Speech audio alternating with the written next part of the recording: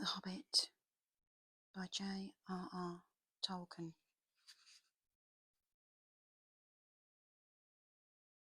Chapter 1.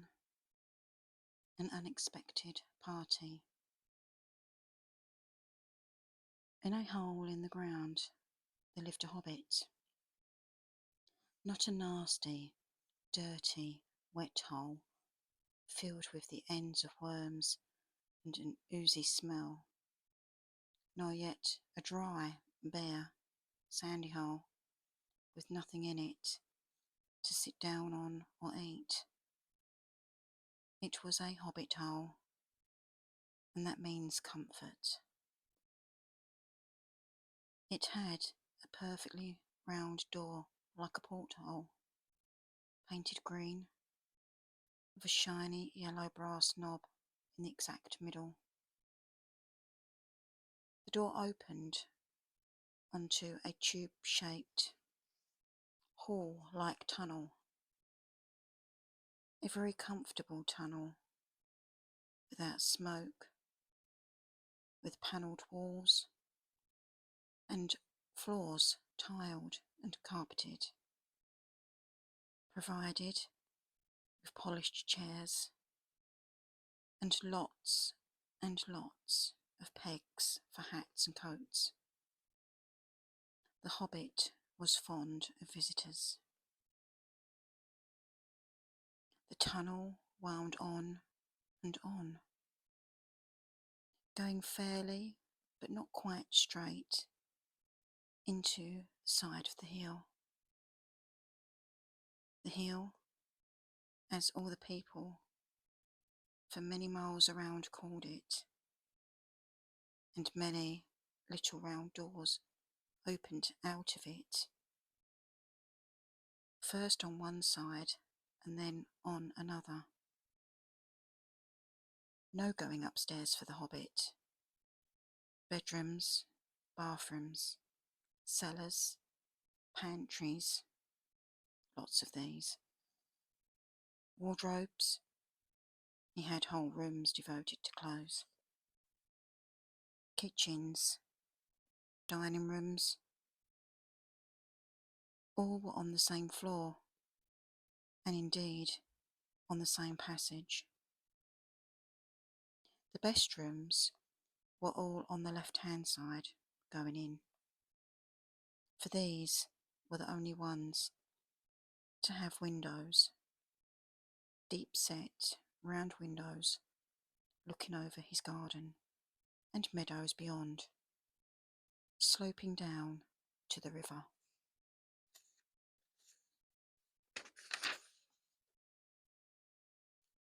This hobbit was a very well-to-do hobbit, and his name was Baggins.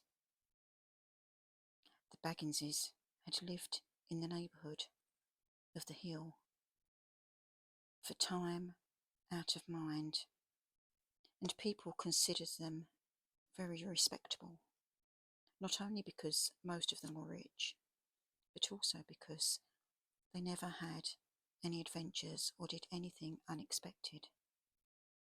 You could tell what a Baggins would say on any question without the bother of asking him. This is a story of how a Baggins had an adventure and found himself doing and saying things altogether unexpected.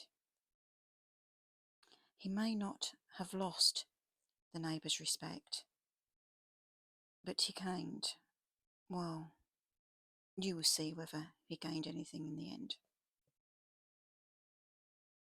The mother of our particular hobbit. What is a hobbit? I suppose hobbits need some description nowadays, since they have become rare and shy of the big people, as they call us. They are, or were, a little people, about half our height and smaller than the bearded dwarves. Hobbits have no beards. There is little or no magic about them, except the ordinary, everyday sort, which helps them to disappear quietly and quickly when large, stupid folk like you and me come blundering along, making a noise like elephants, which they can hear a mile off. They are inclined to be fat in the stomach. They dress in bright colours, chiefly green and yellow, wear no shoes because their feet grow naturally leathery soles, and thick warm brown hair like the stuff on their heads, which is curly, have long, clever brown fingers, good-natured faces, and laugh deep, fruity laughs, especially after dinner, which they have twice a day when they can get it. Now you know enough to go on with. As I was saying, the mother of this hobbit, of Bilbo Baggins, that is, was the famous Belladonna Took, one of the three remarkable daughters of the old Took, head of the hobbits who lived across the water, the small river that ran at the foot of the hill. It was often said in other families that long one of the Took ancestors must have taken a fairy wife. That was, of course, absurd. But certainly there was still something not entirely hobbit-like about them. And once in a while, members of the Took clan would go and have adventures. They discreetly disappeared, and the family hushed it up. But the fact remained that the Tooks were not as respectable as the Bagginses, though they were undoubtedly richer. Not that Belladonna Took ever had any adventures after she became Mrs. Bungo Baggins. Bungo, that was Bilbo's father, built the most luxurious hobbit hole for her, and partly with her money, that was to be found either under the hill or over the hill or across the water. And there they remained to the end of their days. Still, it is probable that Bilbo, her only son, although he looked and behaved exactly like the second edition of his solid and comfortable father, got something a bit queer in his makeup from the Took side, something that only waited for a chance to come out. The chance never arrived until Bilbo Baggins was grown up.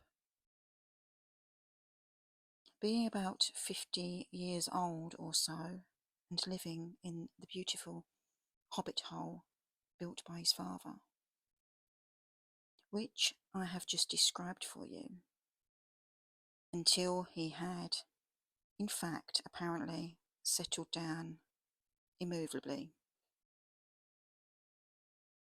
By some curious chance one morning, long ago, in the quiet of the world, when there was less noise and more green, and the hobbits were still numerous and prosperous, and Bilbo Baggins was standing at his door After breakfast, smoking an enormous long wooden pipe that reached nearly down to his woolly toes, neatly brushed, Gandalf came by. Gandalf, if you had heard only a quarter of what I have heard about him, and I have only heard very little of all there is to hear, you would be prepared for any sort of remarkable tale. Tales and adventures sprouted up all over the place, wherever he went. In the most extraordinary fashion. He had not been down that way under the hill for ages and ages, not since his friend, the old Took, had died. In fact, and the hobbits had almost forgotten what he looked like. He had been away over the hill and across the water on businesses of his own since they were all small hobbit boys and hobbit girls. All that unsuspecting Bilbo saw that morning was an old man with a staff. He had a tall, pointed blue hat, a long grey cloak, a silver scarf over which his long white beard hung down below his waist, and immense black boots. "Good morning," said Bilbo, and he meant it. The sun was shining, and the grass was very green. But Gandalf looked at him from under long bushy eyebrows that stuck out further than the brim of his shady hat. "What do you mean?" he said.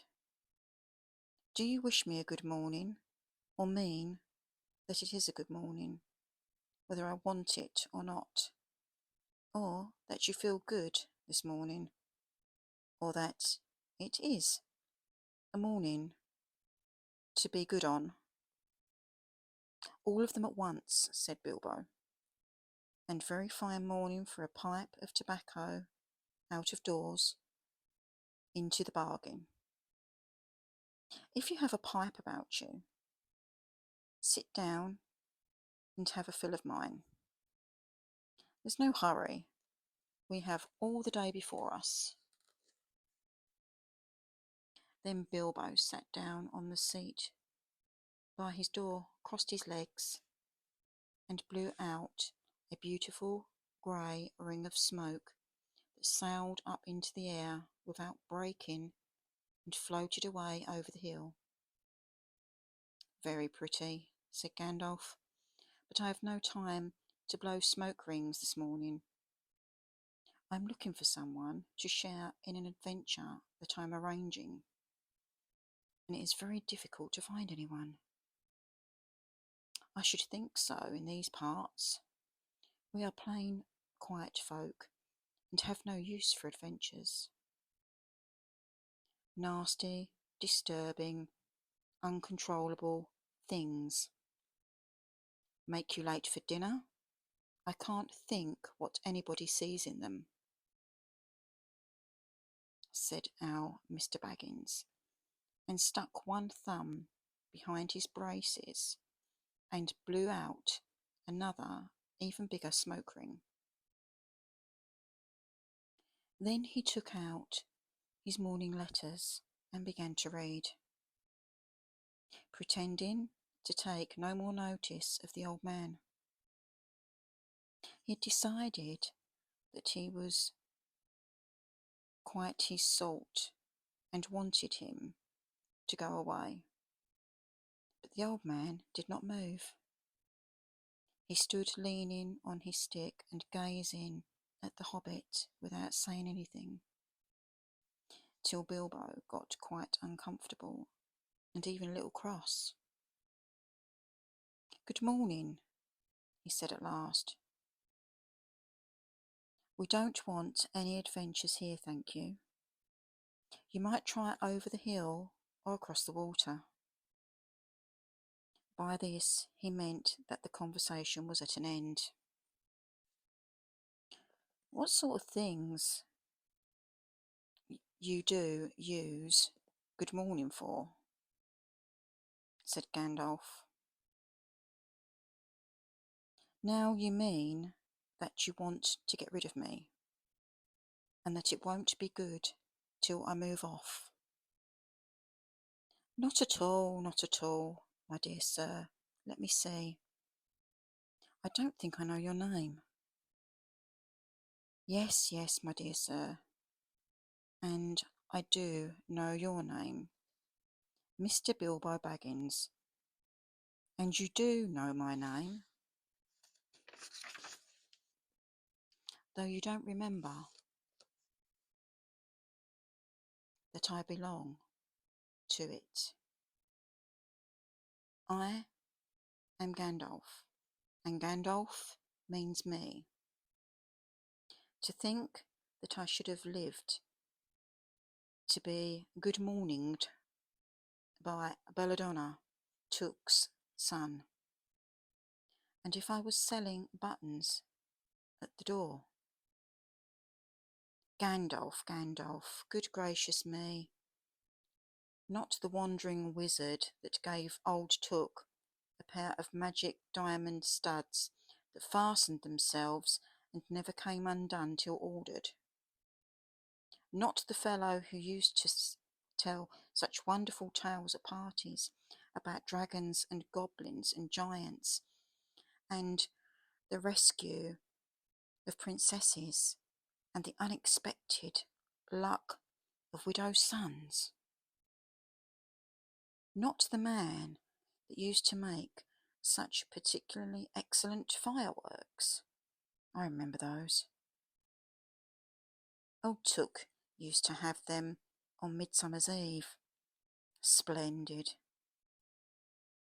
They used to go up like great lilies and snapdragons and laburnums of fire and hang in the twilight all evening. You will notice already that Mr. Baggins was not quite so prosy as he liked to believe. Also, that he was also very fond of flowers.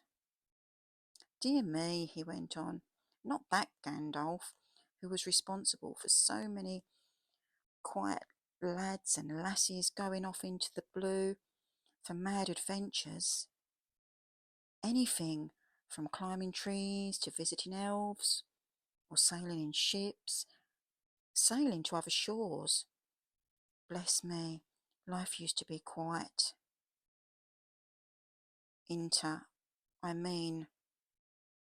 you used to be upset things badly in these parts once upon a time."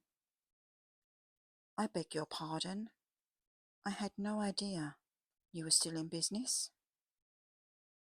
"Where else should I be?" said the wizard.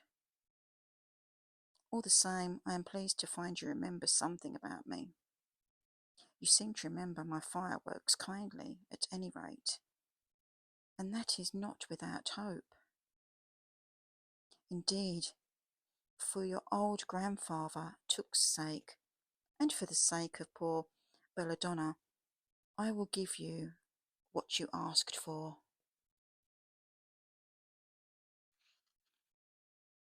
To be continued.